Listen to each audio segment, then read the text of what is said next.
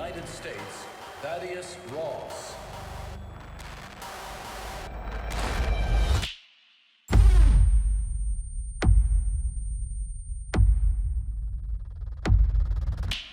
Whatever this is, Cap, be careful.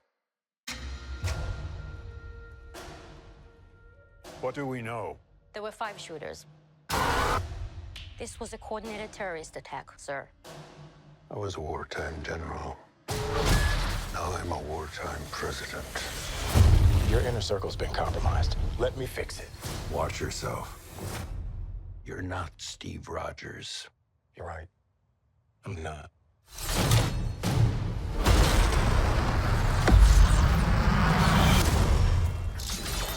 I need that BlackTree TV.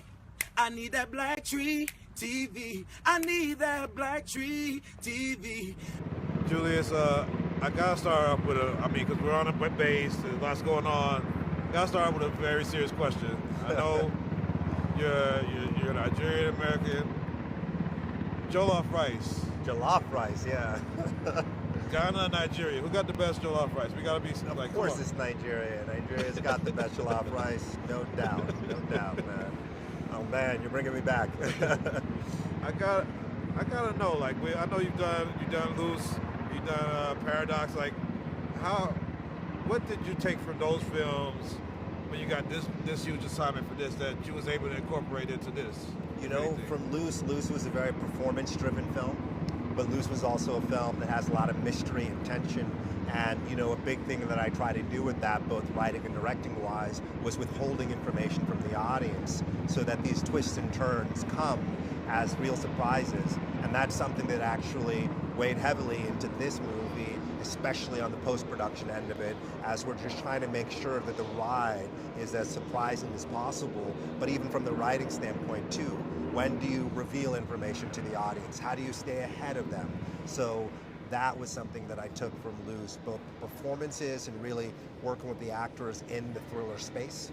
And then from Cloverfield, from Paradox, you know, that was a visual effects movie as well. You're dealing with blue screen, you're dealing with wire work, you're dealing with previs, you're dealing with all the different tools in the arsenal to make a special effects driven movie. So that, not as big of a movie as this, but being able to have some experience with it allowed me to enter this with more confidence.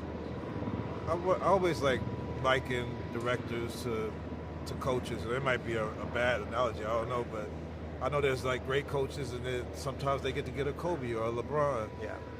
Being able to have, I know you have Kelvin Harrison, but being able to have Anthony Mackie, Harrison Ford, Danny Ramirez, have this crop of great actors, like how did it feel just to be able to work with them as players in this project? Dude, it's amazing, and I think that's a great metaphor, you know. Jamal, it's like being a coach, and then you have Mackie, it's like having LeBron, it's like having Kobe. You have Harrison, it's like having LeBron, it's like having MJ, you know? So when you have a great group of actors like that, they're coming in with so much talent and so much experience and so much confidence. For me, it's about creating the right playing field for them, because as you said, they're players. That's what actors do, they play. So I just want to make sure that I'm getting the right guidance. Sometimes it's just a word. Sometimes you just let them riff, you know? And in a situation like that, you know those people are gonna rise to the challenge. We started off with rehearsal, that's like practice, and I did a couple of weeks of rehearsal with them. So they know how to play with each other, so they know how to take direction from me, so I know what to say to get the best out of them. And then when we get on the court, when we get on the field, when we get on set, you gotta let them do their thing, man. And then you just step in when it's the right moment to help shift things or guide them or, you know, to help them finish. On the writing side, I know you have a lot of source material when you're dealing with Marvel. You have the comic books, but now you also have the limited series Falcon and the Winter Soldier, and you have a team of people. Even in that space, how do you get past writer's block when you get stuck on something? Where's your creative remedy to being able to get through that third act or whatever that's might have got you stuck at one point? That's a great question, Jamal. You don't quit. You know, writer's block is a little bit of a myth, you know.